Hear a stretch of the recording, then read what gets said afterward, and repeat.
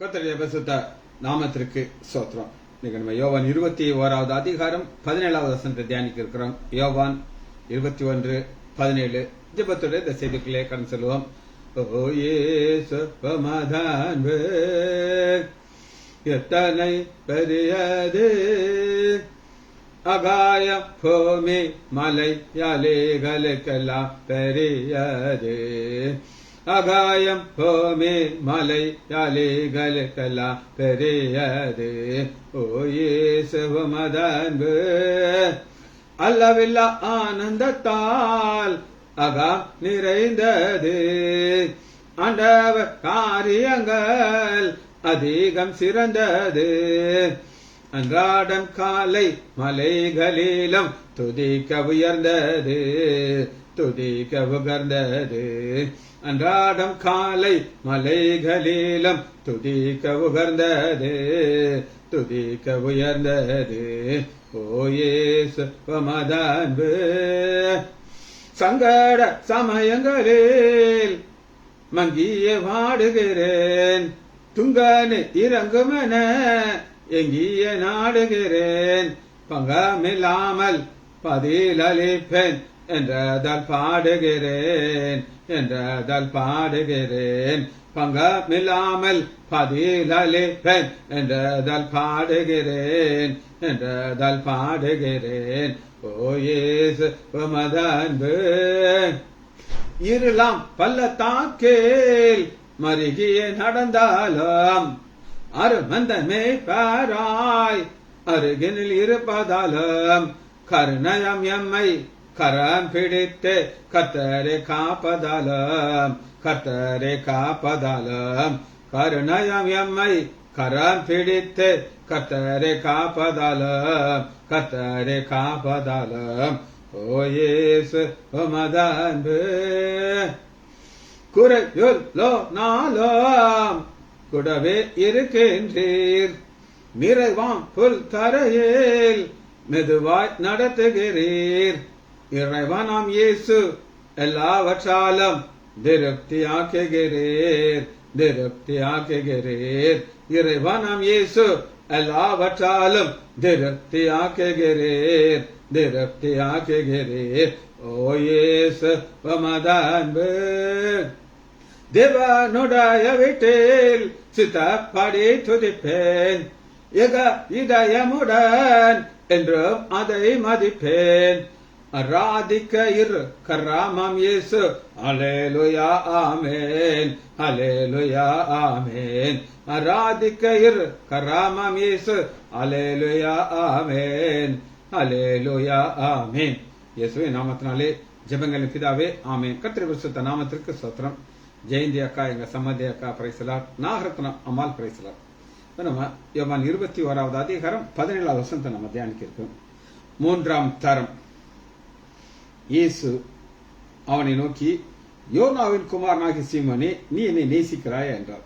என்னை நேசிக்கிறாய் என்றார். 3ஆம் தன்னை கேட்டபடினாலே பேதுரு துக்கம் அடைந்து, ஆண்டவரே, நீர் எல்லாவற்றையும் அமர்ந்திருக்கிறீர், நான் உம்மை நேசிக்கிறேன் என்பதை நீர் அறிவீர்.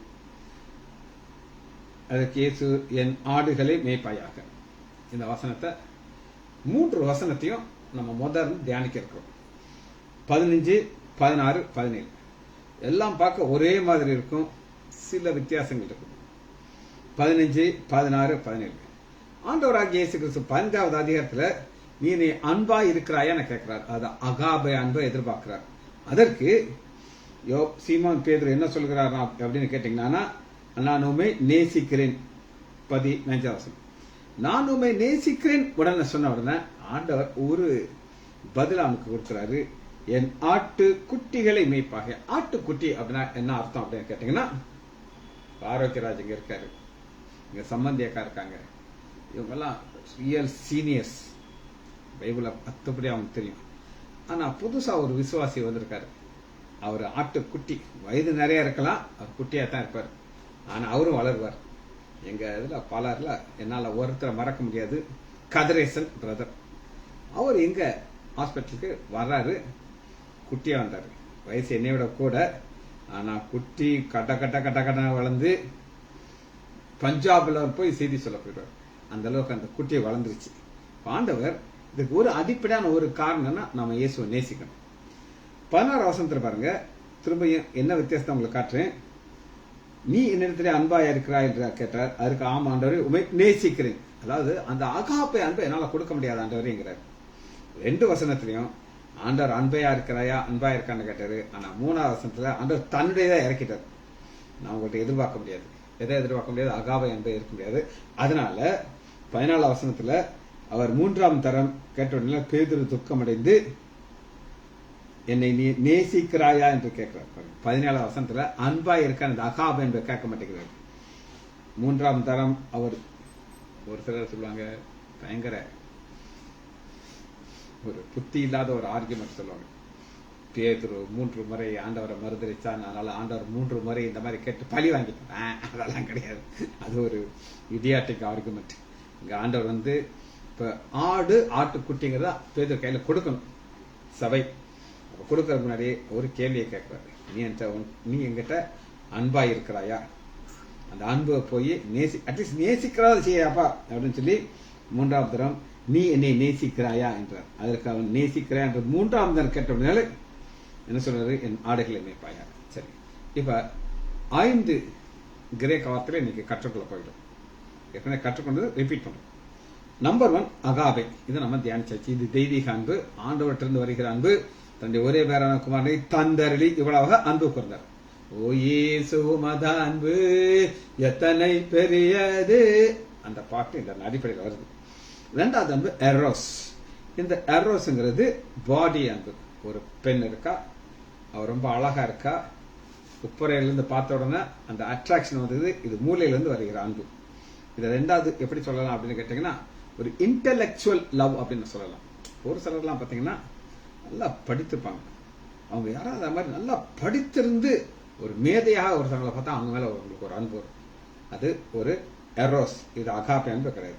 3வது below. Agape AJAPA agape. Eros EROS. இது பாடி லவ், சரீரத்திலிருந்து வருகிற அன்பு எரோஸ். 3வது பிலோ PILEO பிலோ. இது என்னன்னா ஒரு டெம்பரரி லவ் சொல்லலாம். கொஞ்ச நாளைக்கு நேசிப்பாங்க, அப்புறம் விட்டுருவாங்க. அது பிலோ. 4வது ஸ்டோரேஜ். இது இந்த இன்னைக்கு 2 தான் பார்க்க போறோம். ஸ்டோரேஜ் இது என்ன அப்படின்னு கேட்டீங்கன்னா, ஸ்பெல்லிங் STORAG. இது சுபாவ அன்பு. இந்த சுபாவ அன்பை நீங்க புரிந்து கொள்றது ஒரு வசனத்தை நம்ம பார்ப்போம். எடுத்துக்கொள்ளுமா?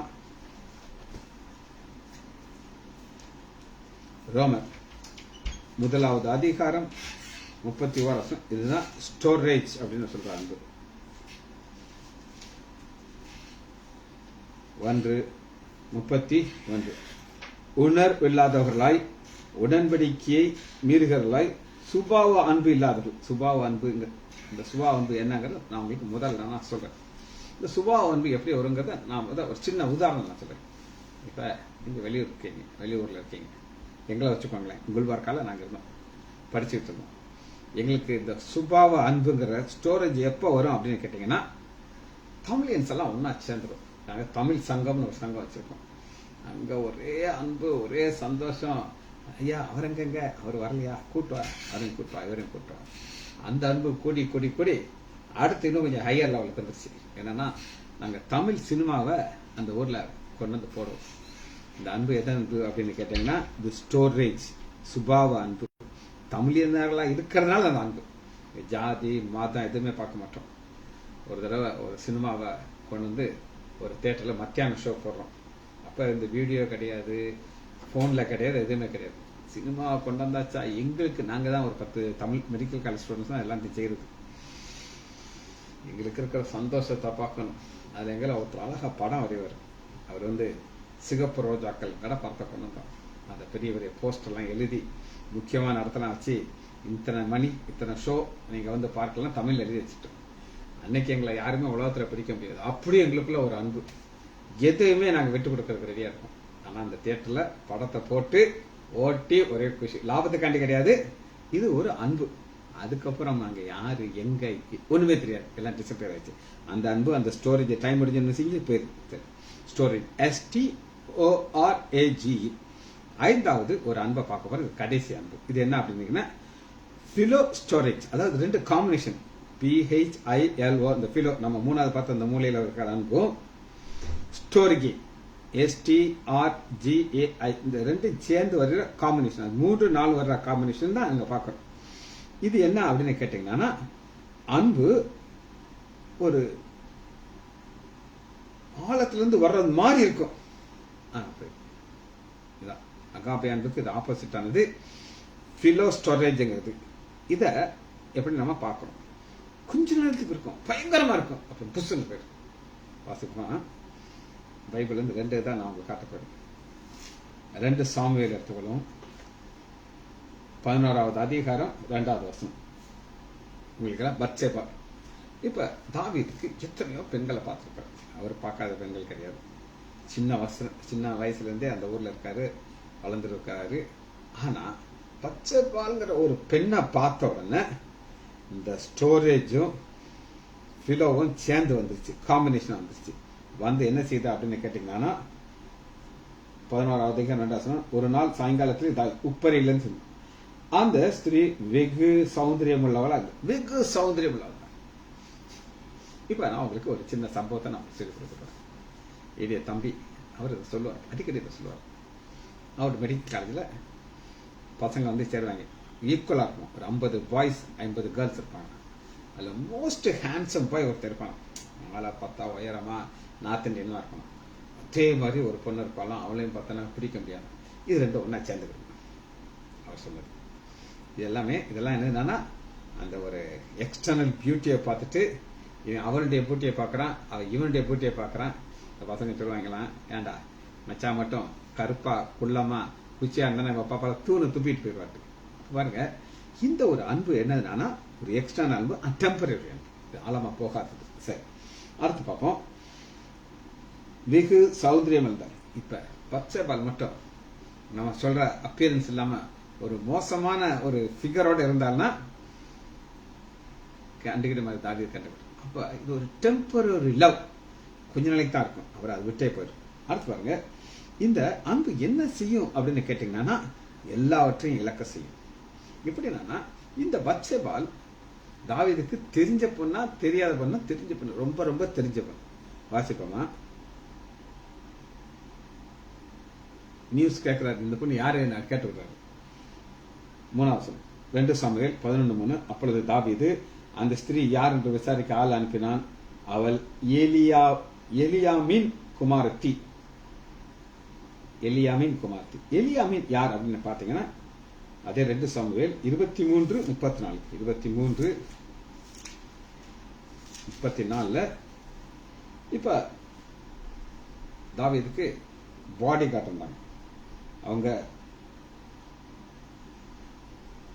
34 பாருங்க. அகித்தோப்பேலின் குமாரனாகிய எலியாம். 39 ஏத்தியனாகிய உரியா, அதாவது அவனுடைய பாடி கார்டுடைய மனைவி. 2 வகையில இவனுக்கு ரொம்ப நெருக்கமான இந்த பொண்ணு, தெரியாத பொண்ணுன்னு யாரும் சொல்ல முடியாது. அகித்தோப்பேலுடைய குமாரனாகிய எலியாப். அகித்தோப்பேல் யார் அப்படின்னு கேட்டீங்கன்னா, அதே 2 சாமுவேல் 15:12 வாசிப்போம். 15:12.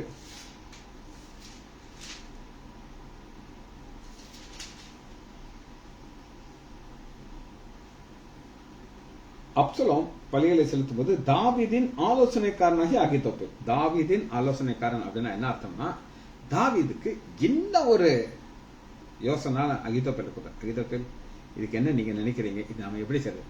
அவர் ஒரு ஆலோசனை சொல்றார், நச்சினது. அந்த ஆலோசனை எப்படி இருந்துச்சுன்னா, தேவனே ஆலோசனை கொடுக்குற அந்த அளவு இருக்குமா.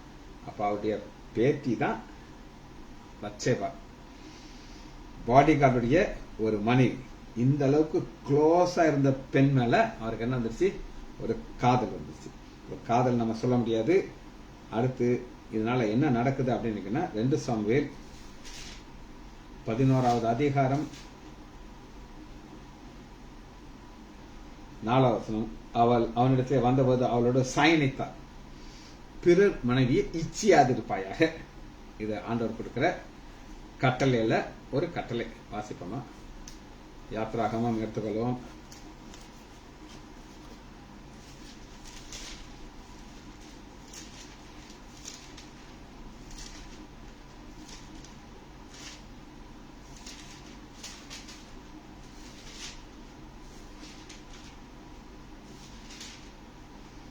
ஆண்டவர் சில கட்டளைகள் கொடுக்குறாரு.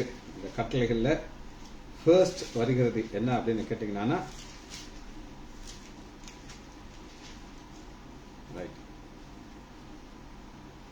யாத்ராகமம் 20வது அதிகாரம் 11 விபச்சாரம் செய்யாதிருப்பாங்க. சோ இந்த அந்த எரோஸ் பிலோங்கிற ஒரு அன்பு வந்த உடனே பாவம் செய்ய வைக்குது. முதல்ல என்ன செய்தார் பாருங்க, என்ன செஞ்சிட்டாரு, அவளோடு சயனித்தார். ஃபர்ஸ்ட் பாவம் வந்தாச்சு. அடுத்து பாவம் ஆட்டோமேட்டிக்கா ஒண்ணு வந்தோன்னா அடுத்து பின்னாடி வர ஆரம்பிச்சது. ரெண்டாவது, இந்த அகித்தோப்பேல் சரி ஏத்தியன் ஆகிய உரியா மனைவி. இப்ப அந்த உரியா வீட்டுக்கு வரான், வீட்டுக்கு வந்த உடனே 10வது உரியா தன் வீட்டுக்கு போகவில்லை என்று தாவீது வீட்டுக்கு போ அப்படிங்கிறான். போக மாட்டேங்கிறான். எதுக்காக வீட்டுக்கு போக சொன்னார் அப்படின்னு நீங்க கேட்டீங்கன்னா, இவர் உரியாவுடைய மனைவி இவர் மூலமா கர்ப்பமாயிட்டாங்க. இப்ப உரியா வீட்டுக்கே வரலைன்னா பிரச்சனை ஆயிடும். யார் கர்ப்பமாச்சு, வீட்டுக்கு போங்கிறார். ரொம்ப நல்ல மனுஷன். உரியா மாதிரி நல்ல மனுஷன் நான் பைபிள்ல பார்த்தது இல்லை. என்ன சொல்றான் அப்படின்னு கேட்டா, 16வது வசனம், உரியா தாவீதை நோக்கி, பெட்டியும் இஸ்ரேலிலே யூதாவின் கூடாரத்தில் தங்கி என் ஆண்டவராகிய யோவாபும் என் ஆண்டவராகிய சேவரெல்லாம் பாளையத்தில் வெளியே புசித்து குடித்திருக்க போது என் மனைவியோடு சயனிக்கிறதுக்கு நான் வீட்டுக்கு போவேனா? ஒரு ஆழமான அன்பு. இந்த அன்பு ஒரு ஆச்சரியமான அன்பு. ராஜாவே சொல்றாரு வீட்டுக்கு போங்கிறாரு. சொல்றாரு, நான் வீட்டுக்கு போய் என் மனைவியோட படுத்து கிடக்கிறதுக்கு இது டைமா? என்னுடைய கேப்டன், நான் சின்ன சோல்ஜர், கேப்டன்லாம் வெளியில படுத்து கிடக்குறாங்க, நான் உம்முடைய சொல்லி ஆணிச்சு. உடனே தாவீது என்ன சொல்றாருன்னா, அவர் குறுக்கட் பிரெயின், எல்லாமே இந்த குறுக்கட் பிரெயின் ஒன்னா வர ஆரம்பிச்சு. இப்ப இவனுக்கு நல்லா சாராயத்தை குடிக்க வைக்கிறார். 13வது வசனம், தாவீது அவனை தனக்கு முன்பாக புசித்து குடித்து அழைத்து வெறிக்க பண்ணினான். வெறிக்க பண்ணவாது கொண்டாட்டி ஜாம வந்து வீட்டுக்கு போனா அது ஃபெயிலியர் ஆயிடுச்சு. கடைசியில அடுத்து என்ன செய்யக்கூடாது அப்படின்னு கேட்டீங்கன்னா,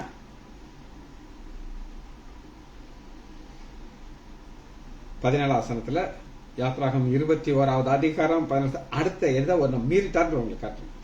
பிறருடைய வீட்டை இச்சார், பிறருடைய மனைவியையும். முதல்ல என்ன செஞ்சாரு, விபச்சாரம். அடுத்து பிறருடைய மனைவியை இச்சிட்டார். இச்சித்துட்டு அடுத்த தப்பு என்ன செய்யறாரு அப்படின்னு கேட்டீங்க, 13 கொலை செய்யாதிருப்பாயாக. இவங்க அடுத்த கொலை செய்யறாரு. யார? உரியா. எப்படி கொலை செய்யறாரு அப்படின்னு கேட்டீங்கன்னா, உரியா கையிலேயே ஒரு லெட்டர் அனுப்புறாரு. என்ன அனுப்புறாரு அப்படின்னு கேட்டீங்கன்னா, யோவாப் அவனுடைய கேப்டனுக்கு ஒரு லெட்டர். இந்த உரியா வருவான் பத்தியா, அவன் என்ன செய்யுது, ஃப்ரண்ட் லைன் நிப்பட்டு வச்சு யுத்தத்துல. ஃப்ரண்ட் லைன் என்ன, எதிரி டைரக்டா மோதணும். அந்த நேரத்தில் நீ செத்து போயிடும். எனக்கு அவன் மனைவியை என் மனைவி ஆக்கிக்கலான்ட்டு இது ஒரு நம்பிக்கை துரோகம்ங்கிற ஒரு அடுத்த பாவம். 17வது வசனம், பட்டணத்து மனுஷர்கள் புறப்படுகளை யோவாப் யுத்தம் பண்ணிகளை தாவீது உரியாவை செத்தான். பிளான் நடந்துருச்சு. செத்த உடனே அடுத்த பாவம் என்ன செய்யறாரு அப்படின்னு கேட்டீங்கன்னா,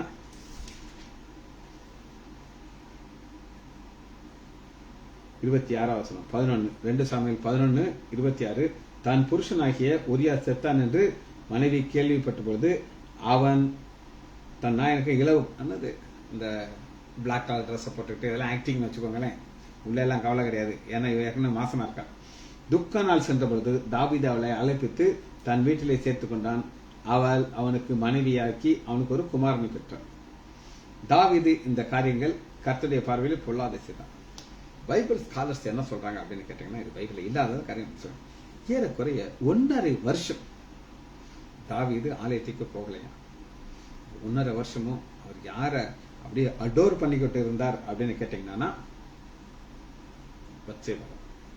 பைபிள் இல்லாத காரியம் இருந்தாலும் கரெக்டா இருக்கும். ஏன்னா அவரு பிரெக்னன்ட் ஆயிட்டா, ஆண் குழந்தை பிறக்குது, இது எல்லாத்தையும் ஏறக்குறைய 1 வருஷம் ஆகும். சரி, அது இருக்கட்டும், நமக்கு அது தேவையில்லை. இப்ப ஆண்டவர் யார் மூலமாக பேசுகிறார் அப்படின்னு கேட்டீங்கன்னா, 2 சாமுவேல் 12வது அதிகாரம் 8வது வசனத்துல ஆண்டவர் சொல்றாரு, உன் ஆண்டவருடைய வீட்டை உனக்கு கொடுத்து உன் ஆண்டவனுடைய ஸ்திரீகளை எல்லாம் உனக்கு உன் மடியிலே கொடுத்தேன், இஸ்ரவேல் வம்சத்தையும் யூதாவிட்ட கொடுத்தேன், இது வேலையா இன்னும் கேள்வி நான் உனக்கு கொடுப்பேன். ஆனா நீ என்ன பண்ணிட்ட, உரியாவுடைய மனைவி எடுத்துட்ட. இதுக்கு காரணம் இந்த இருதயத்திலிருந்து வருகிற ஒரு உணர்ச்சி. இந்த உணர்ச்சி 2 பேர்ல உங்களுக்கு நான் சொன்னேன், storage, below. Philo and storage ரெண்டு சேர்ந்து இப்படி ஒரு பாவம் மாறுது.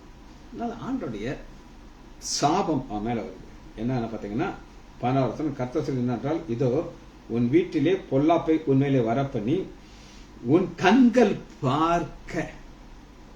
அவனுடைய கோபம் வரப்போது பயங்கரமா இருக்கும். கண்கள் பார்க்க உன் சிறியலை எடுத்து அடுத்தவனை கொடுப்பேன், அவன் சூரிய வெளிச்சத்திலே உன் ஸ்திரீகளோட சயனிப்பான். இது எல்லாத்தையும் நீ செய்த, இது யாரு பண்ண உன் குடும்பத்து மேல அது வரப்போகுதுங்கிற. எப்படி வந்துச்சுன்னு இப்ப ஒரு செக்ஷன் நம்ம பார்த்துட்டோம்.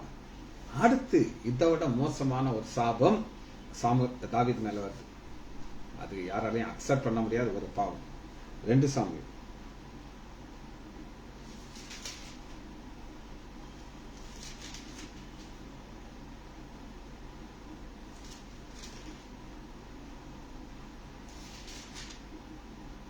13வது அதிகாரம். 2 சாமுவேல் 13வது அதிகாரம் முதல் வசனத்துல, தாவீதுடைய குமாரனாகிய அப்சலோமுக்கு தாமார் என்னும் பேரில் சௌந்தரியம் இருக்கும். ஒரு பொம்பளை பிள்ளைங்க. இப்ப தாவீதுக்கு இந்த குடும்பத்து மேல ஒரு க்ளோஸ் ஒரு ஃபாலோ அப்பே இல்லைங்கிறத நம்ம பார்க்கணும். ஒரு பொம்பளை பிள்ளை இருக்கா, வயசுக்கு வந்த பொண்ணு. இவருடைய கண்கள் எங்க இருக்கணும், பிள்ளை எங்க இருக்கா, யார்கிட்ட பேசுறா, யார் கூட போறாங்கிறதுக்கு அவருக்கு ஒரு, அதாவது நீ ஒரு எக்ஸ்கியூஸ் சொல்லலாம். அவர் ராஜால 12 கோத்திரத்தை அவர் ஆளணும்ல, யூதா இஸ்ரேல ஃபுல்லா ஆளணும்ல, இதெல்லாம் ஆர்குமெண்ட் ரைட் தான். ஆனா மகளை குறித்து கண்டுக்கிடவே இல்லை. அதான் நான் சொல்ல போறேன். அப்ப அவள் மேல் தாவீதின் குமாரனாகிய அம்மோன் ஓகமன், சகோதரனா டைரக்ட் பிரதர் கிடையாது. இது யார் அப்படின்னு கேட்டீங்கன்னா, இவருக்கு நிறைய மனைவிகள் இருந்தாங்க. அதுல அப்பா ஒண்ணு, அம்மா வேற. அதுல வந்ததான்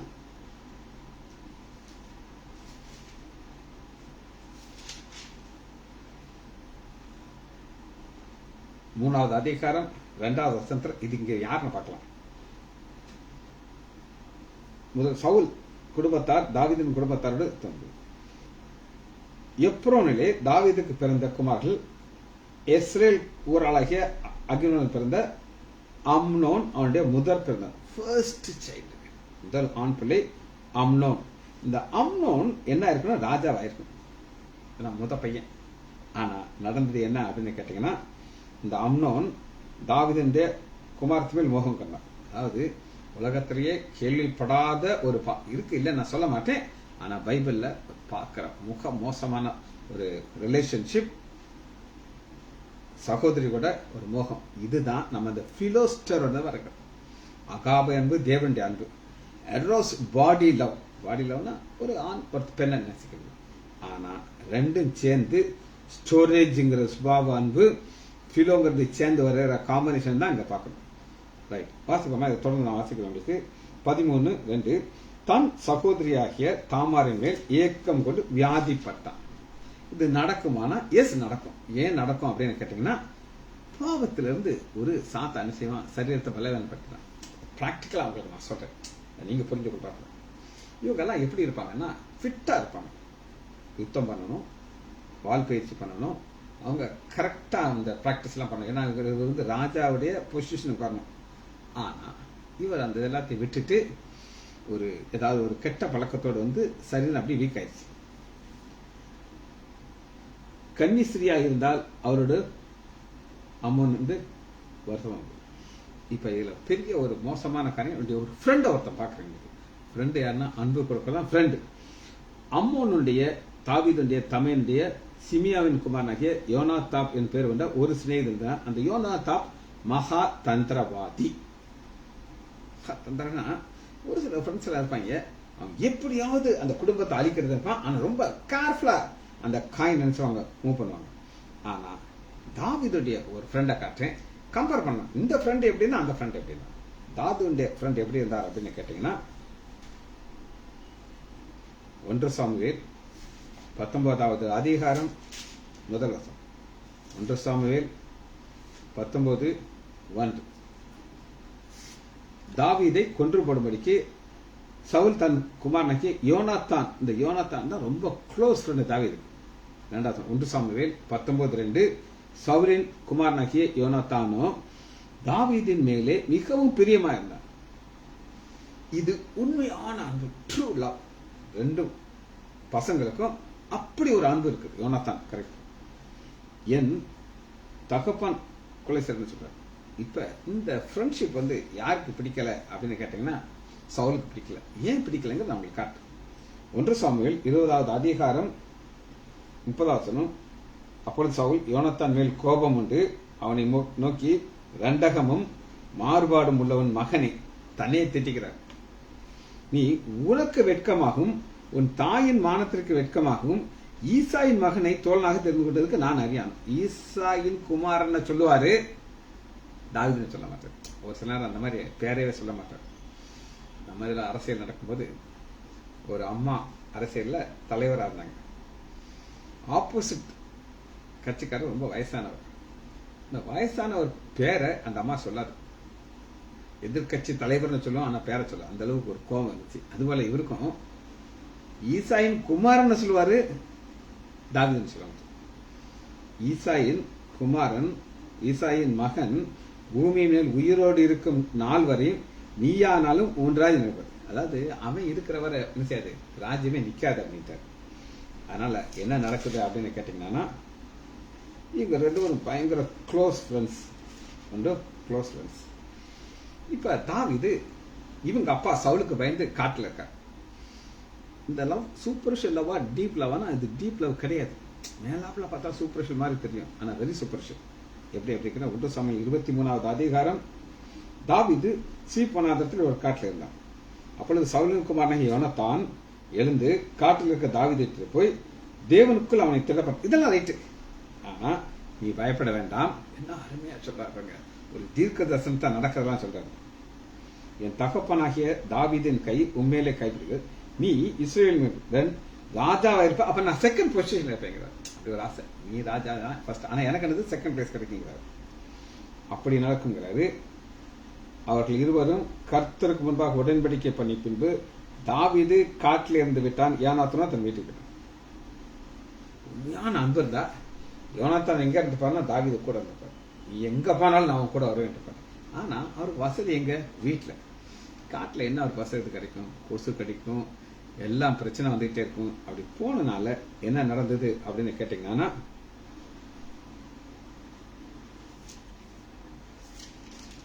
அது முடியும் போது 1 சாமுவேல் 31வது அதிகாரம் 2வது வசனம். பெலிஸ்தியர் சவுலையும் அவன் குமாரரையும் நெருங்கின பொழுது சவுலின் குமாரனாகிய யோனாத்தான் அபிதாமிலிருந்து யோனாத்தான வெற்றி போட்டாங்க. பாருங்க, அன்புங்கிறது எப்படி இருக்கு பாருங்க. எல்லாம் ரைட்டு, ஆனா எவ்வளவுக்கு எவ்வளவு அந்த அன்பு விட்டுட்டு போகுதோ. எங்க அப்பா இப்படித்தான் திட்டுவார். திட்டினாலும் ஆரோக்கியராஜ் வைராக்கியவனால அந்த உன்னை ஆசீர்வதிக்கிறார். சரி, இப்ப நம்ம ஒரே ஒரு காரியத்தை பார்த்துட்டு முடிக்க போறோம். சூப்பர்ஃபிஷியலா பார்ப்போம், இது ஆழமா போகிறாப்புல இல்ல. 2 சாமுவேல் 13வது அதிகாரத்துல தாமார் பெண்ணு இவர் என்ன செய்யறாருன்னா அவரை கெடுத்துறாரு. கெடுத்துட்டு நான் சொன்னேன் 14 வசனம், அவன் சொல்லை கேட்க மாட்டேன் என்று அவளை பலவந்தப்படுத்தி அவளை சயனித்து அவளை கற்பழித்தான். கற்பழிச்சிட்டு இந்த அன்பு ஏன் இது வந்து மோசமான அன்பு அப்படின்னு கேட்டீங்கன்னா, இருதயத்திலிருந்து வருது, எக்ஸ்டர்னல் வருது. அது என்னன்றத வாசிக்கணும். ரொம்ப அந்த பெண்ணுடைய இருதயத்தின் வேதனையை நான் உங்களுக்கு காட்டுறேன். பிற்பாடு அம்மோன் அவளை மிகவும் வெறுத்தான். அவளை சரீரத்தை நேசிக்கிறான். எப்ப அவளை அடைச்சுனா மிக ஆப்போசிட்டா பேச்சு பண்ண மிகவும் வெறுத்தான். அவனை விரும்பினதை பார்க்கலும் அவளை வெறுத்தது அதிகமா இருக்கு. இந்த காம்பினேஷன் ஸ்டோரேஜும் பிலவும் சேர்ந்து வருகிறது ஒரு அன்பு. ஆனா அது கிடைக்கிற வர எப்ப அவளை கிடைச்சாச்சோ அவளை வெறுப்பா மாறிடுது. பிலோ ஸ்டோரேஜ்ங்கிறது இந்த காம்பினேஷன். அப்ப அந்த பெண்ணுடைய இருதயத்தின் வேதனை நான் உங்களுக்கு காட்டுறேன். 16. அப்பொழுது அவள், நீ எனக்கு முந்தி செய்த அநியாயத்தை பார்க்கலும் இப்பொழுது என்னை துரத்தி விடுவது இன்னும் அதிக அநியாயம் இருக்கு. ஆனாலும் அவன் அறிவு சொல்லுவான். அப்ப துரத்துறான், போச்ச நீ போ போ போ போன துரத்துறான். அப்ப இந்த செய்தியை நான் உங்களுக்கு முடிக்க போகிறேன். திரும்ப வசனத்தை வாசிக்கிட்டு இந்த செய்தி முடிக்க போகிறேன். 21வது அதிகாரம் 17 பாருங்க. நீ எடுத்து அன்பா இருக்கிறாய்ங்கிறார். அந்த அன்பு பேதுரு என்ன சொல்லுகிறார்னா, நான் நேசிக்கிறேன். இந்த நேசிக்கிறேங்கிறது ஒரு லோ குவாலிட்டி லவ். ஆண்டவர் சொல்றாரு, அப்பா அகாபை தான் அன்பு இல்ல, அட்லீஸ்ட் நீ நேசிக்கிறாயா அப்படிங்கிறார். நேசிக்கிறேன்னு சொன்ன நீர் அறிவீர், என் ஆடுகளை மேய்ப்பாயாக. முதல் வசனத்துல என் ஆட்டுக்குட்டியை மேய்ப்பாயாக. 16 வசனம் என் ஆடுகளை மேய்ப்பாயாக. 14 வசனம் என் ஆடுகளை மேய்ப்பாங்க. ஆண்டவரை நேசித்தா தான் ஆடுகளை மேய்க்க முடியும். ஜெபிச்சு முடிப்போமா? மகா இரக்கமும் கருவேமல பிதாவே, துதிக்கிறோம் ஐயா. தாவீதுடைய 2 வாழ்க்கையிலே ஐயா, அவருடைய குடும்பத்திலே வந்த சோதனையை நாங்கள் தியானித்தோம் ஐயா. அதற்கு காரணம் தெய்வீக அன்பு இல்லாததுனாலே எங்கள் வாழ்க்கையிலே நாங்கள் உம்மை பற்றி கொண்டு உண்மையை தொடர்ந்து ஓட கிருபை பாராட்டுங்க. பிள்ளைகள் ஒவ்வொருவரையும் என் ஆண்டவராகிய இயேசு கிறிஸ்துவின் நாமத்தினாலே ஆசீர்வதிக்கிறேன். இயேசுவின் நாமத்தினாலே ஜெபங்களின் பிதாவே, ஆமீன், ஆமீன், ஆமீன்.